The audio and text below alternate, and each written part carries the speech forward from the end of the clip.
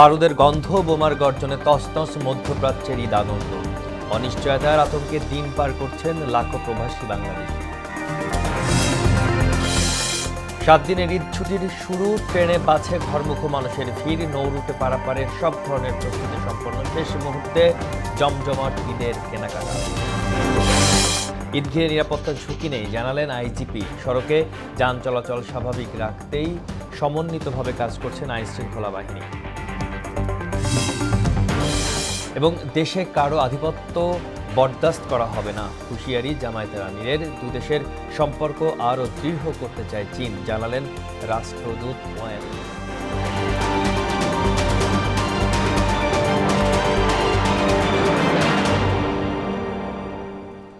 আসসালামু আলাইকুম, স্বাগত মোহনা সংবাদে। এতক্ষণ শুনছিলেন শিরোনাম, আর পুরো সংবাদের সঙ্গে আছি আমি আসাদুজ্জামান। শুরুতেই ইরান মার্কিন ইসরায়েল যুদ্ধ প্রসঙ্গ। মধ্যপ্রাচ্যের ঈদের আমেজ হারিয়ে গেছে ইসরায়েল ইরানের ভয়াবহ সংঘাতের ছায়ায়। কাতার, সৌদি আরব ও ওমান, দুবাই ও বাহরাইনের অবস্থিত মার্কিন সামরিক ঘাঁটিগুলোকে লক্ষ্য করে ইরানের ক্রমাগত ক্ষেপণাস্ত্রের হামলায় হুমকি পুরো অঞ্চলকে এক আতঙ্কের জনপদে পরিণত করেছে। উৎসবের ঠিক আগ মুহূর্তে এই বিশাল মুসলিম জনগোষ্ঠী এখন চরম অনিশ্চয়তার মধ্য দিয়ে দিন গুনছে। বিস্তারিত প্রিয়াঙ্কা নীতির প্রতিবেদন। মধ্যপ্রাচ্যে নেই ঈদের আনন্দ ও উচ্ছ্বাস। ইসরায়েল ইরানের চলমান সংঘাত এবং যুক্তরাষ্ট্রের সরাসরি ইসরায়েলের পক্ষে অবস্থান নেওয়ায় পুরো অঞ্চল জুড়ে তৈরি হয়েছে এক গভীর উদ্বেগ আর আতঙ্কের পরিবেশ। পুরো মধ্যপ্রাচ্য জুড়ে এখন এক দীর্ঘশ্বাসের নাম ঈদ। সৌদি আরব, কাতার, ওমান, দুবাই ও বাহরাইনে অবস্থিত মার্কিন সামরিক ঘাঁটিগুলোকে লক্ষ্য করে ইরানের সম্ভাব্য ক্ষেপণাস্ত্র হামলার হুমকি সাধারণ মানুষের জীবনকে করে তুলেছে আরও অনিশ্চিত ও ভীতিকর, যাদের মধ্যে লক্ষ লক্ষ প্রবাসী বাংলাদেশিও রয়েছেন, যারা চরম অনিশ্চয়তার মধ্য দিয়ে দিন গুনছে। ঈদের আগ মুহূর্তে যেখানে থাকার কথা শেষ মুহূর্তের কেনাকাটার ব্যস্ততা, সেখানে এখন অনেক বাজারই ফাঁকা। মানুষ অপ্রয়োজনে ঘরের বাইরে বের হতে ভয় পাচ্ছে। শিশুদের নতুন পোশাক কেনার আনন্দ পরিণত হয়েছে আতঙ্কে। ঈদের জামাতে অংশ নেওয়ার প্রস্তুতি থাকলেও সবার মনে লুকিয়ে আছে অজানা আশঙ্কা। মানুষের মনে কেবল একটাই প্রশ্ন, নামাজ শেষে ঘরে ফেরার পথে কিংবা পরিবারের সাথে সেমাই খাওয়ার মুহূর্তে কখন মাথার ওপর বেজে উঠবে যুদ্ধের সাইরেন। 2026 সালের এই ঈদ যেন অনিশ্চয়তার মাঝেও বেঁচে থাকার এক নীরব সংগ্রামের প্রতীক হয়ে উঠেছে। মধ্যপ্রাচ্য জুড়ে এখন ঈদ কেবল এক দীর্ঘশ্বাস, যেখানে আনন্দের বদলে বারুদের গন্ধ, উৎসবের বদলে বোমার গর্জন।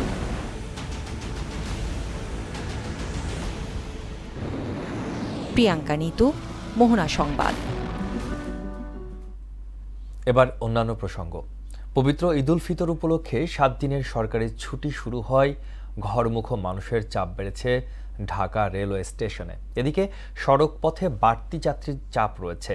কলকারখানা ও পোশাক শিল্পে ছুটি শুরু হলে ঈদযাত্রায় মানুষের চাপ আরও বাড়বে বলে ধারণা করা হচ্ছে।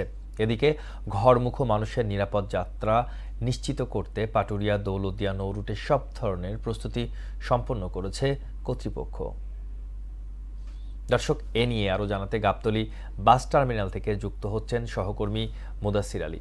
মুদাসির, ঈদযাত্রার মানুষের ভিড় কেমন দেখছেন, আর বাস যাত্রায় মানুষের দুর্ভোগের চিত্র কেমন আমাদেরকে জানাবেন।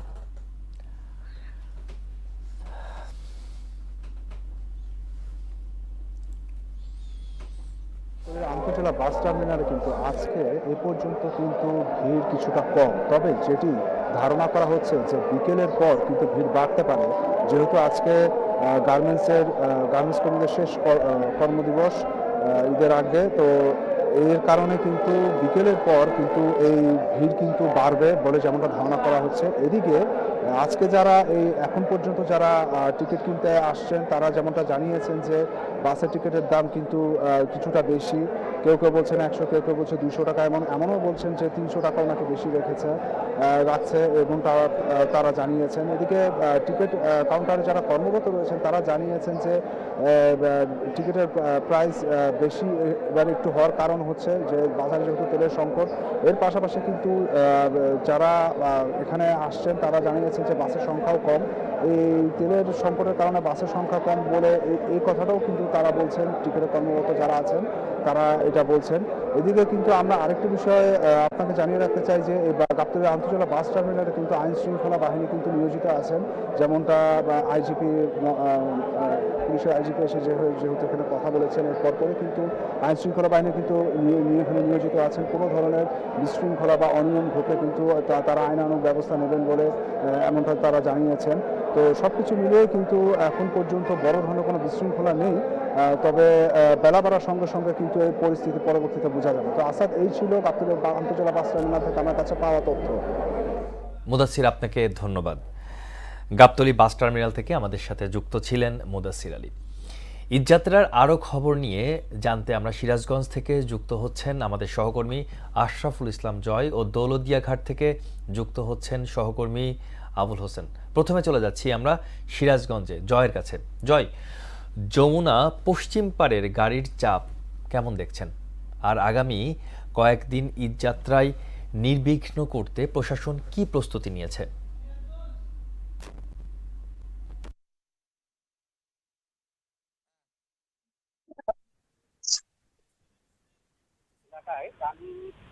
যদি আপনাদেরকে জানিয়ে রাখতে চাই, ভিতরে চলেছে কিন্তু সিরাজ ঢাকার এই পাথরের যে নগরী, সেই নগরীর সূচি হওয়ার কারণে কিন্তু সিরাজগঞ্জে কিন্তু যে যমুনা সেতু রয়েছে, সেই যমুনা সেতুর টোল প্লাজায় কিন্তু আসলে যে চাপ গাড়ির চাপ কিন্তু বৃদ্ধি পেয়েছে। এবং গত 24 ঘন্টায় কিন্তু এই যমুনা সেতুর টোল প্লাজা দিয়ে কিন্তু 35,638টি যানবাহন কিন্তু পারাপার হয়েছে। এতে করে কিন্তু সিরাজগঞ্জে টোল আদায় হয়েছে।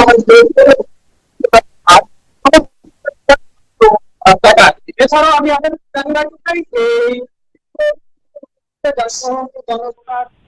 অপ্রীতিকর ঘটনা না ঘটে তার জন্য কিন্তু এখানে প্রশাসনের পক্ষ থেকে কিন্তু প্রস্তুতি গ্রহণ করা হয়েছে। এবং যে সিরাজগঞ্জ জেলা প্রশাসনের পক্ষ থেকে কিন্তু এবং জেলা পুলিশের পক্ষ থেকে যে স্পট যে টোল, সেই স্পট টিমের মাধ্যমে কিন্তু রাত করে বিভিন্ন যানবাহন কিন্তু পারাপার করছে।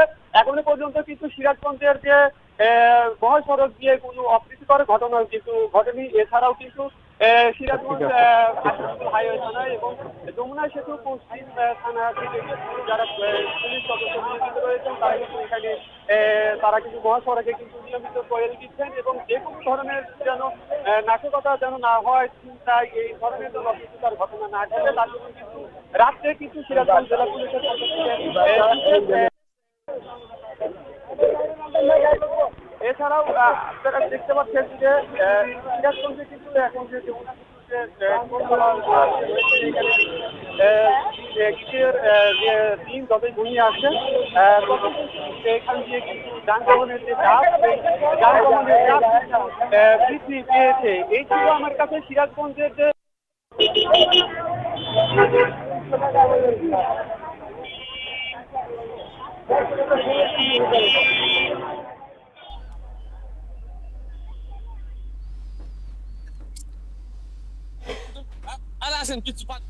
ধন্যবাদ আসাদ। আমি এই মুহূর্তে দাঁড়িয়ে আছি পশ্চিমাঞ্চলের অন্যতম নৌরক কলুকিয়া প্রান্তে। আমি দাঁড়িয়ে আছি 7 নম্বর ফেরিঘাটে। আপনারা জানেন আর 3 দিন পরে যে পবিত্র ঈদুল ফিতরের সেই ঈদুল ফিতর উপলক্ষে ঢাকা থেকে নারীর টানে ঘরে ফিরছে ধর্মক মানুষ। তো সকাল থেকে এই নৌ রোডে যাত্রী এবং যানবাহনের চাপ বৃদ্ধি পেয়েছে। আপনারা দেখতে পাচ্ছেন যে ক্যামেরার মাধ্যমে একটু দেখা যায় ফেরিতে যে ব্যক্তিগত যে গাড়ি, প্রাইভেট কার এবং মোটরসাইকেলের সংখ্যা সকাল থেকেই বেশি। তো এই বিষয়ে আমি কথা বলবো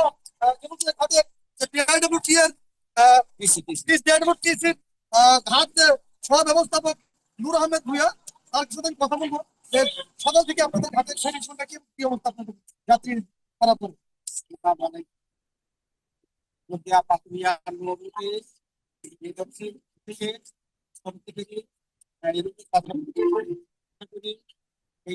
প্রায় হবে না। আগামী দুদিন আমরা সুন্দর ছুটি করে বাকি পারাপার সক্ষম হব। আপনি যেমনটি শুনছিলেন যে সপ্তাহ ধরে তারা যাত্রী তারা আবার আগামী 2 দিনে যে ঘর মানুষ নারী টানে বাড়ি ফিরবে। তারা আশা করছে যে নিরাপদে যানবাহন এবং যাত্রী বাড়ি ফিরতে পারবে। তবে আমি একটু আপনাকে জানিয়ে রাখি যে জেলা প্রশাসক এবং পুলিশ সুপার মহোদয় এবং PIWD কর্তৃপক্ষ ঘাট পরিদর্শন করছে। তারাও প্রত্যাশা করছে যে যাত্রী এবং যানবাহন সুষ্ঠু সুন্দরভাবে তারা গন্তব্যে পৌঁছতে পারবেন। তো এই ছিল দোলজা ঘাট থেকে আমার কাছে সর্বশেষ। জয় জয় এবং আবুল, আপনাদের দুজনকে ধন্যবাদ। সিরাজগঞ্জ থেকে আমাদের সাথে যুক্ত ছিলেন সহকর্মী আশরাফুল ইসলাম জয় এবং দৌলতদিয়া ঘাট থেকে আমাদের সাথে যুক্ত ছিলেন সহকর্মী আবুল হোসেন। এদিকে শেষ সময়ে এসে জমে উঠেছে ঈদের কেনাকাটা। পছন্দের পোশাক কিনতে ফুটপাত সহ বিপণী বিতানের ভিড় করছেন সব বয়সী মানুষ। এ নিয়ে আরও জানাতে রাজধানীর থেকে আমাদের সাথে যুক্ত হচ্ছেন সহকর্মী এমদাদুল হক খান। এমদাদ, কেমন দেখছেন ঈদ কেনাকাটার চিত্র?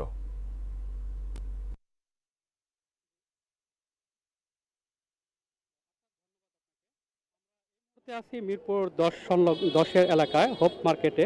এখানে ফুটপাতে প্রচুর ভিড় জমে উঠেছে।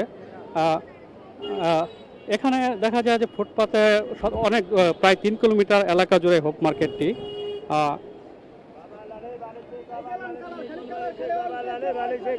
স্থায়ী দোকানের পাশাপাশি এখানে অস্থায়ী অনেক দোকান আছে। এখানে বাচ্চাদের জামা কাপড় সহ এখানে জুতা, তারপর নিত্য প্রয়োজনীয় সামগ্রী এবং বাসার বিভিন্ন অ্যাক্সেসরিজ সামগ্রীও এখানে পাওয়া যাচ্ছে। এখানে ক্রেতা সাধারণরা ঈদের শেষ সময় এখানে প্রচণ্ড ভিড় করছেন। এই মার্কেটটি আসলে 15 বছর আগে অল্প কয়েকটি দোকান নিয়ে গড়ে ওঠে। বর্তমানে এই মার্কেটে প্রায় কয়েক শতাধিক দোকান গড়ে উঠেছে। এখানে মানুষ স্বল্প মূল্যে, আমরা যা কথা বলেছি, মানুষ স্বল্প মূল্যে এখানে অনেক কেনাকাটা করতে পারে। মিরপুর এলাকায় অনেক মার্কেট দোকান থাকলেও এই মার্কেট থেকে মানুষ খুবই কম টাকায় জিনিসপত্র কিনতে পারে বলে আমাদের ক্রেতারা জানিয়েছেন।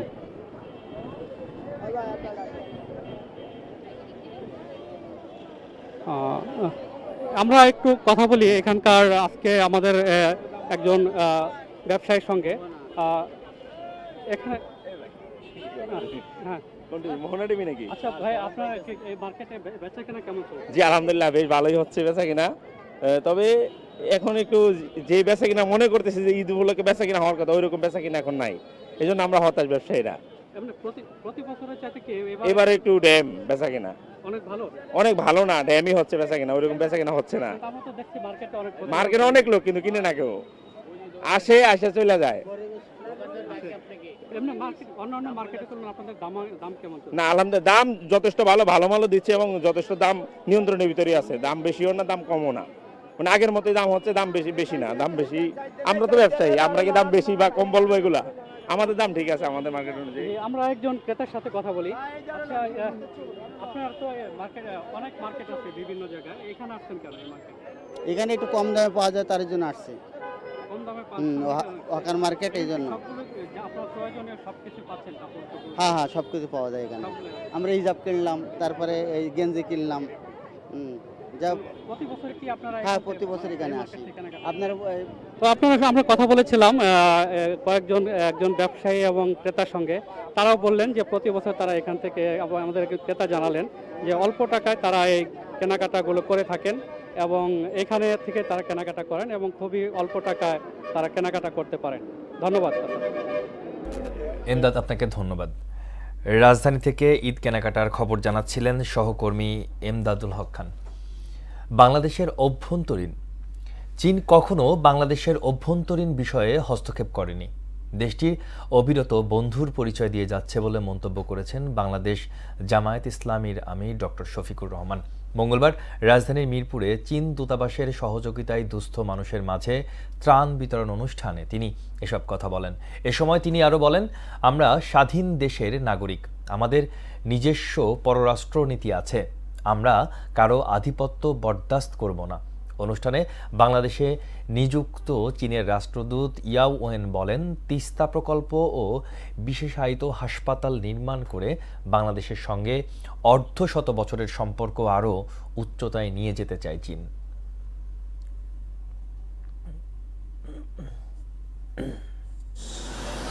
যা আজ পর্যন্ত স্বাধীন বাংলাদেশে বাংলাদেশের আভ্যন্তরীণ কোনো বিষয়ে তারা কোনো হস্তক্ষেপ করেনি। চীন অবিরত বন্ধুর পরিচয় দিয়েই চলেছে। আমরা আশা করব অতীতের চাইতে আগামী দিনগুলোতে আমাদের প্রিয় বন্ধু রাষ্ট্র চীন আরও বেশি উদ্যোগী হয়ে বাংলাদেশের মানুষের কল্যাণে তারা কাজ করবে।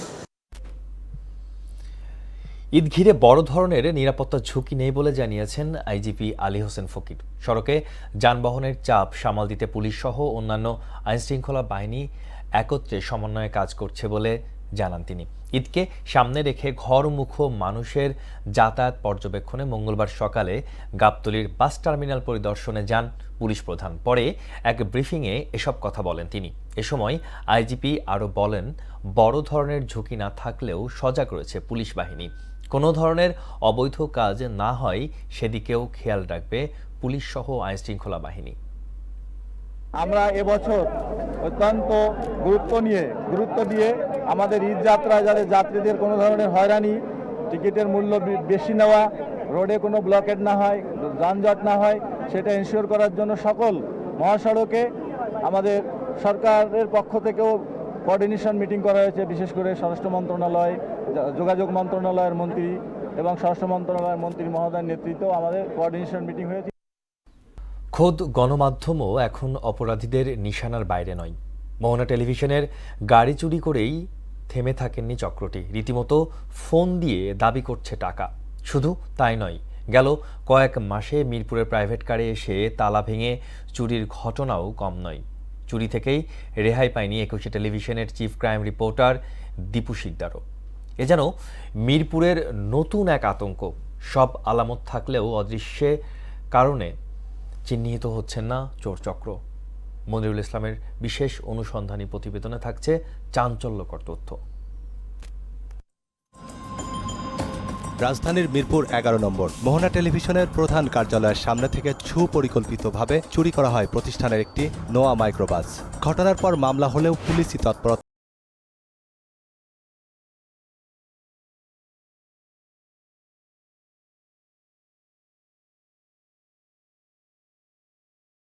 অনলাইন নম্বর থেকে দাবি করছে টাকা। দেয়া হয় 01897565318 এই বিকাশ নম্বর। সেটা তো আপনার বলতে হবে, তাই না?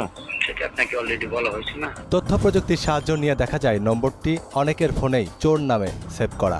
এমনকি সিসিটিভি ফুটেজ থেকে কৃত্রিম বুদ্ধিমত্তার সাহায্যে চোরের স্পষ্ট ছবিও উদ্ধার করা হয়েছে। তবু ধরাছোঁয়ার বাইরে অপরাধীরা। থানায় প্রাথমিকভাবে অভিযোগ দিয়ে আইছি, তারা আসছে সন্ধ্যার সময়। আমি সকালে অভিযোগ দিয়েছি, সন্ধ্যায় আইসি ইনকোয়ারিতে। মিডিয়া পার্সন হিসেবে না, সাধারণ জনগণ হিসেবে আমাদের নিরাপত্তা কোথায়? গেল বছরের 1 ডিসেম্বর মোহনা টিভির পাশের একটি কম্পিউটার দোকানে প্রাইভেট কারে এসে তালা ভেঙে ক্যাশ, টাকা ও মালামাল লুট করা হয়। চুরিতে ব্যবহৃত গাড়ির নম্বর উদ্ধার করা হয় প্রযুক্তির সহায়তায়। বিআরটিএ রেজিস্ট্রেশন বলছে ঢাকা মেট্রো গ 136448 নম্বরের গাড়িটির মালিক এম আহমেদুর রহমান। তবে অধিকতর নিশ্চিত হওয়ার জন্য গাড়ি মালিকের নম্বরে কল দেওয়া হলে তার নম্বরটি বন্ধ পাওয়া যায়। প্রশাসনের কাছে দুইবারই করছিলাম আর কি। প্রথমবারও আমার যে ফুটেজগুলো ছিল, ভিতরের ক্যামেরার ফুটেজ, বাকি বাইরের ফুটেজ, এগুলো কালেক্ট করে আমি প্রশাসনে দিছিলাম।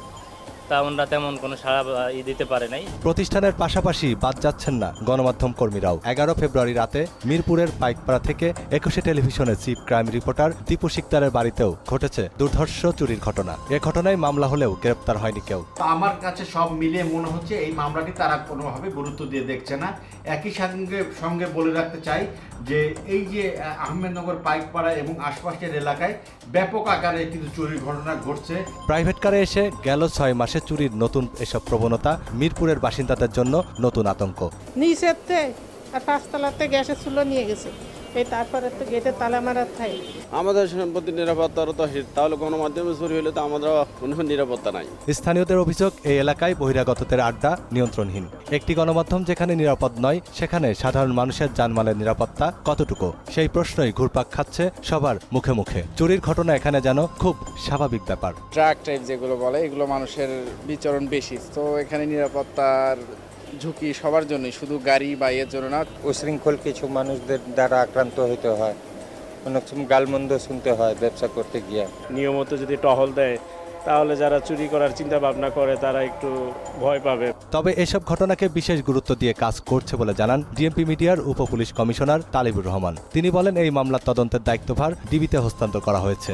গাড়ি চুরির বিষয়েও আমাদের থানা পুলিশের পাশাপাশি ডিবি কাজ করছে। যেমন গত মাসে ফেব্রুয়ারি মাসেও কিন্তু বিভিন্ন দুর্ঘটনা ঘটেছিল, সেখানে প্রায় 16টি গাড়ি আমরা উদ্ধার করতে সক্ষম হয়েছে। এইসব অপরাধ নিয়ন্ত্রণের জন্য আমরা বিভিন্ন অপরাধ প্রবণ এলাকাসমূহে নিয়মিত ব্লক রেড পরিচালনা করছি, তাদেরকে আইনের আওতায় নিয়ে আসছি। আর যেসব অপরাধ হচ্ছে সেগুলো রহস্য উদ্ঘাটন করে তাদেরকে আইনের আওতায় নিয়ে সেগুলো কাজ করছে। ডিবির তদন্তে কি ফিরবে মোহনা টেলিভিশনের গাড়ি, নাকি মিরপুরের এই আতঙ্ক হবে আরও দীর্ঘায়িত, সেদিকেই তাকিয়ে আছে ভুক্তভোগীরা। মনিরুল ইসলাম, মোহনা সংবাদ, ঢাকা। লালমনিরহাটের পাটগ্রামে ঈদের ছুটিতে বাড়ি ফেরার পথে ট্রাকের ধাক্কায় শিশুসহ একই পরিবারের 3 জন নিহত হয়েছেন। সকালে উপজেলার মির্জারকোট মডেল মসজিদ এলাকায় এই দুর্ঘটনা ঘটে। এ সময় আহত একজনকে রংপুর মেডিকেলে নিয়ে যাওয়া হয়েছে। নিহতের বাড়ি দিনাজপুর জেলার হাকিমপুর উপজেলার আলিহাট ইউনিয়নের মনসাপুর গ্রামে। পাটগ্রাম থানার ভারপ্রাপ্ত কর্মকর্তা ঘটনার সত্যতা নিশ্চিত করেছেন। আবারও আন্তর্জাতিক প্রসঙ্গ। আফগানিস্তানের রাজধানী কাবুলের একটি হাসপাতালে পাকিস্তানের বিমান হামলায় প্রায় 400 জন নিহত হয়েছেন বলে দাবি করেছেন তালেবান সরকার। এছাড়া আহত হয়েছেন প্রায় 250 জন। তালেবান সরকারের উপমুখপাত্র হামদুল্লাহ ফিতরাত বলেন, স্থানীয় সময় সোমবার রাত 9টার দিকে কাবুলের একটি মাদকাসক্তদের চিকিৎসা কেন্দ্রে হামলা চালানো হয়। হামলায় 2000 শয্যার হাসপাতালটির বড় একটি অংশ ধ্বংস হয়ে গেছে। হতাহতের সংখ্যা আরও বাড়তে পারে বলে আশঙ্কা করা হচ্ছে। এবার খেলার খবর। ক্রিকেট। 3 ম্যাচের ওয়ানডের ও টি20 সিরিজের খেলতে আগামী এপ্রিল মাসে বাংলাদেশ সফরে আসছে শ্রীলঙ্কা নারী ক্রিকেট দল। বাংলাদেশের মাটিতে এই প্রথম সিরিজ খেলবে শ্রীলঙ্কা নারী ক্রিকেট দল। আগামী 17 এপ্রিল বাংলাদেশে পৌঁছবে শ্রীলঙ্কার নারী ক্রিকেট দল। 20 এপ্রিল রাজশাহী স্টেডিয়ামে বাংলাদেশের বিপক্ষে খেলবে প্রথম ওয়ানডে। একই ভেন্যুতে 22 ও 25 এপ্রিল সিরিজের বাকি 2টি ম্যাচ অনুষ্ঠিত হবে। সবকটি ম্যাচই শুরু হবে সকাল 9:30 থেকে। এছাড়া ওয়ানডে সিরিজ শেষে 28 এপ্রিল, 30 এপ্রিল ও 2 মে হবে সিরিজের টি20 ম্যাচ। সবকটি ম্যাচ শুরু হবে সন্ধ্যা 6টা থেকে। দর্শক, শেষ করব মোহনা সংবাদ। যাওয়ার আগে সংবাদ শিরোনামগুলো জানিয়ে দিচ্ছি আরও একবার। বারুদের গন্ধ, বোমার গর্জনে তছনছ মধ্যপ্রাচ্যের ঈদ আনন্দ। অনিশ্চয়তার আতঙ্কে দিন পার করছেন লাখো প্রবাসী বাংলাদেশি। 7 দিনের ঈদের ছুটি শুরু। ট্রেনে, বাসে ঘরমুখো মানুষের ভিড়। নৌ রুটে পারাপারে সব ধরনের প্রস্তুতি সম্পন্ন। শেষ মুহূর্তে জমজমট ঈদের কেনাকাটা। ঈদ ঘিরে নিরাপত্তার ঝুঁকি নেই জানালেন আইজিপি। সড়কে যান চলাচল স্বাভাবিক রাখতে সমন্বিতভাবে কাজ করছে আইন শৃঙ্খলা বাহিনী। এবং দেশে কারো আধিপত্য বরদাস্ত করা হবে না, হুঁশিয়ারি জামায়াতের আমিরের। 2 দেশের সম্পর্ক আরও দৃঢ় করতে চায় চীন, জানালেন রাষ্ট্রদূত ওয়ান। দর্শক, এই ছিল মোহনা সংবাদে। পরবর্তী সংবাদে বিকেল 5টায়, এর আগে বিকেল 3টায় দেখবেন সংবাদ 1 নজরে। মোহনার সর্বশেষ খবর জানতে ভিজিট করুন www.mohna.tv। সংবাদ দেখতে পারেন ফেসবুক, ইউটিউব। এতক্ষণ সঙ্গে থাকার জন্য ধন্যবাদ সবাইকে।